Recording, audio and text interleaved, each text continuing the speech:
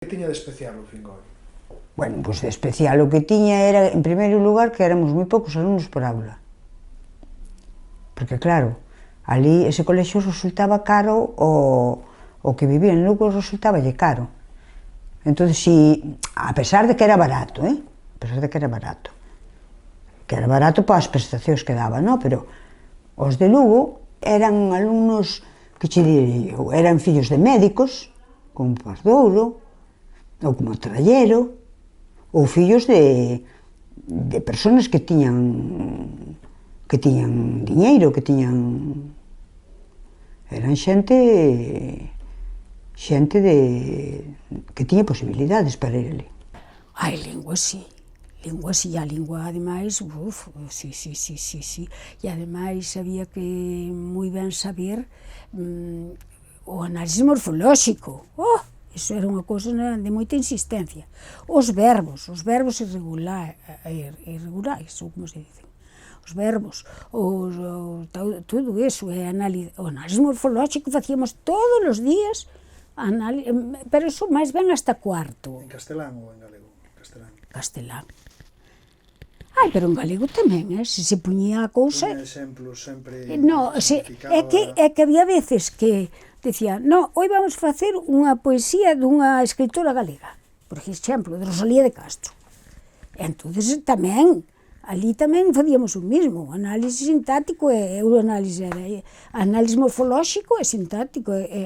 Sempre era análisis morfolóxico dun pedazo do texto e un análisis sintáctico de unha oración completa, claro, para que puidéramos, non sabes, simple ou composta, pero sí, nunca tuve problemas. Sempre distinguí moi ben os adverbios, os adxetivos calificativos, os adxetivos numerais e posesivos e todos os outros e os outros e os outros. Te poñía no pasillo, te mandaba para o pasillo,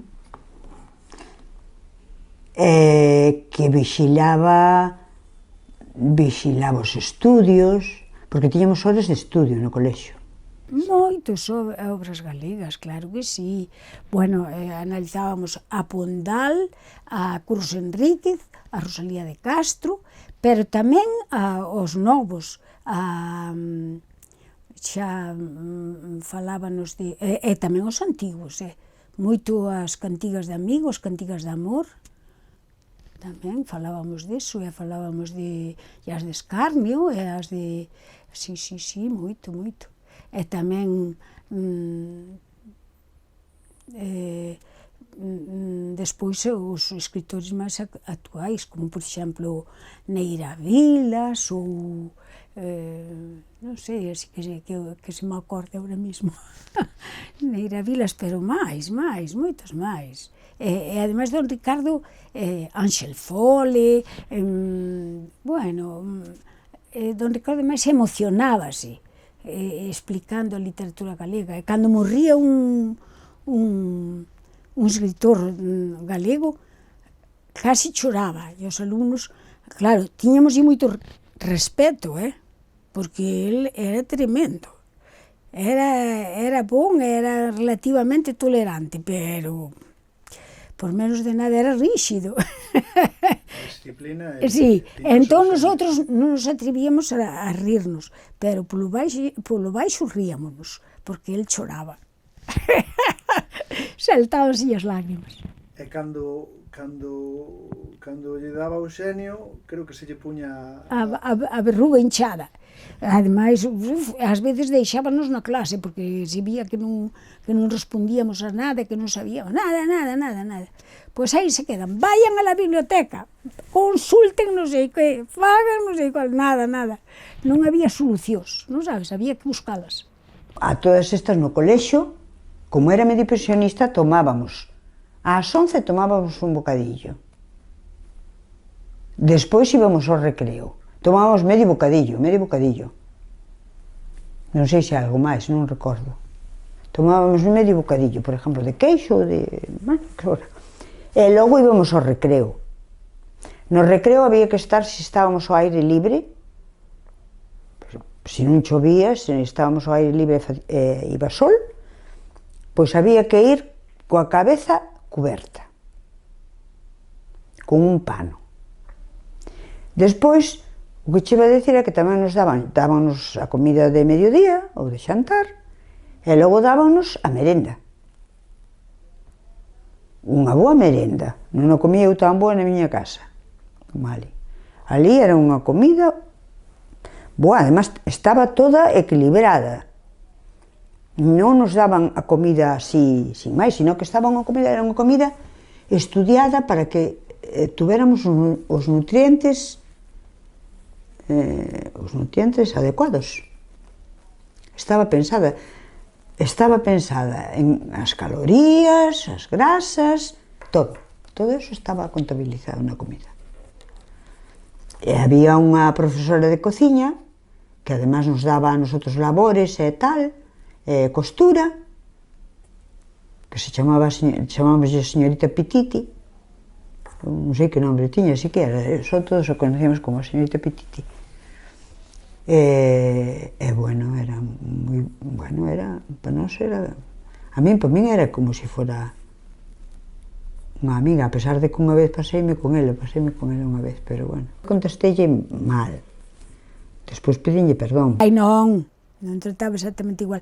O alumno tiña que responder ás súas aspiracións, que eran aprender con interés e fixarse no que el quería, no que el pedía. Pero se nos facía, que ainda mo recordou tua naia, tamén eu o sei, que había que lle facer cada semana era un o delegado, ou unha, e tiñamos que lle levar todo o que explicara o día de antes e o que iba a explicar no día seguinte, nunha listiña, e recordarlle se algo quedara pola mitad, ou se quedara así, ou se quedara así, todo o tiñamos que recordar. E se o facíamos mal, enfadábase con nosotros, claro que sí, e con algún alumno que, polo que fora, tiña menos coñecementos ou tiña menos tal, pois enfadábase moi seriamente, e ademais, tiño moi postergado, sí, non, a él gustaballe, chamaba a todos ao estrado, pero os que non puñan interese, chamaba os menos. Sería para non disgustarse. Moitas excursións. Facíamos viaxes por Galicia, que os facíamos cada mes ou mes e medio, iba un curso, a unha excursión, penso que era o sábado, ou o domingo, porque o sábado había colexo, hasta mediodía. Entón, íbamos o domingo, me parece que era, íbamos buscar o autobús e íbamos pois, a un sitio, a outro, íbamos conocer distintas cidades de Lugo, Mondoñedo, Lourenzá, isto, aquelo, pero tamén Santa Eulalia de Bóveda, que había ali unha especie de non sei, unha antigüedade moi antigua, que non se sabe moi ben se era paleocristiana, se era de non sei quen. Bueno, era unha cousa que aquilo é como un santuario, e no nacionalismo vexo que é igual o de Santa Eulalia de Bóveda, e íbamos, bueno, a un lado e outro, pero máis ben así a sitios pequenos, a Monforte, bueno, sitios pequenos relativamente, claro. Unha educación moi avanzada, non? Moi avanzada. E despois, a final de curso, íbamos, cada curso non tocaba sempre, me parece que era en cuarto, íbamos, cada curso levábano de excursión, ou ben en Semana Santa, ou ben a final de curso, íbamos a moitos sitios, ao País Vasco, a Barcelona, a Valencia, a Sevilla, a Madrid, bueno, a moitos sitios. Como era o regime? Eu vin os Altos Hornos de Vizcaya, vin como fabricaban ali o ferro e o acero e todo iso. Como era o regime no que estabades? Era medio pensionado, era medio non? pensionista. Un gran esforzo do abolo, supoño. Sí, tiña